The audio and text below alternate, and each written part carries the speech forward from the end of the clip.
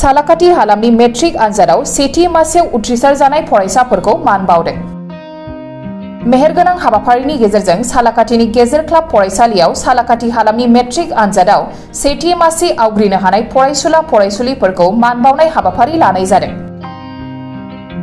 बे हाबाफारिखौ बानजायदों जुथायै सालाकाटि आउटपोस्टनि एसआई फिरदौस आहेद, एएसआई अरुण कुमार घोष आरो सालाकाटि आउटपोस्टनि स्टाफजों लोगोसे गोदान बिबारबारि एकाडेमिनि मासिगिरि हरकेश्वर बर', सालाकाटि इंलिश मिडियाम फरायसालिनि गाहाय फोरोंगिरि प्राण कृष्ण तालुकदार, सालाकाटि गेजेर फरायसालिनि गाहाय फोरोंगिरि मन्जिल नार्जारी बिथांमोनहा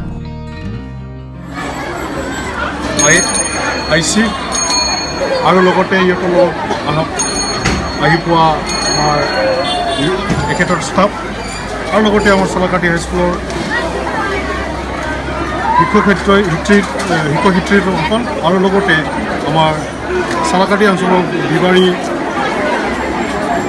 হাইস্কুলৰ প্ৰিন্সিপাল ছাৰ আৰু লগতে আমাৰ সালাকাটি ইংৰাজী মিডিয়াম স্কুলৰ পৰা অহা প্ৰিন্সিপাল ছাৰ, আজি সালাকাটি আউটপোষ্টৰ দ্বাৰে ফেলিচিটেশ্যন হৈ গৈছে। মোৰ খুব ভাল লাগিছে আৰু এনেকুৱা ধৰণৰ যদি কেতিয়াবা আকৌ যদি এনেকুৱা সুযোগ পাওঁ আমাৰ স্কুলতে আমি এইটো পাতিম বুলি আকৌ ভাবিছোঁ। ইয়াৰ কাৰণে চবলৈ মই ধন্যবাদ যাচি মোৰ বক্তব্য ইয়াতে সামৰি মাৰিলোঁ। Thank you. আজি সালাকাটি হাইস্কুলৰ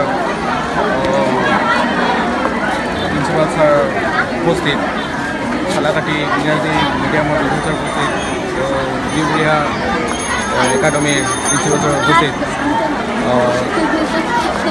হৈ যোৱা SSLCৰ ফলাফলত প্ৰথম স্থান দখল কৰা সমূহ ছাত্ৰ ছাত্ৰীক একগোট কৰি আমি এটা সম্বৰ্ধনাৰ আয়োজন কৰিছোঁ সালাকাটি আৰক্ষী চকীৰ ফালৰ পৰা, তাতে সকলোৰে সহায় সহযোগিতা।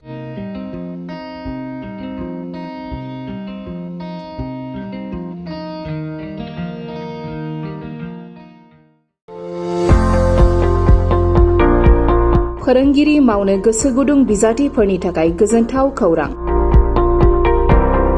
क'क्राझार जिल्लानि काजिगाव गुरुदामाव थानाय JKB एकाडेमियाव जारिमिन एबा हिस्ट्रि आयदानि थाखाय सासे आयदा फोरोंगिरिनि गोनांथि जादों।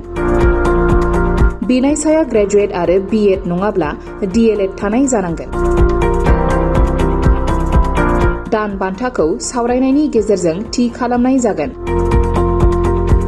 बेनिखायनो गोसो गुदुं बिजाथिफोरा सोलिफु जुन दाननि फैगौ 11 अक्ट'नि गेजेराव गाव गावनि सोलोंथाइनि रोंगौथि फोरमान बिलाइफोरजों लोगोसे आर'ज बिलाइखौ स्क्रिनाव होनाय थंआव गथायनो हागोन।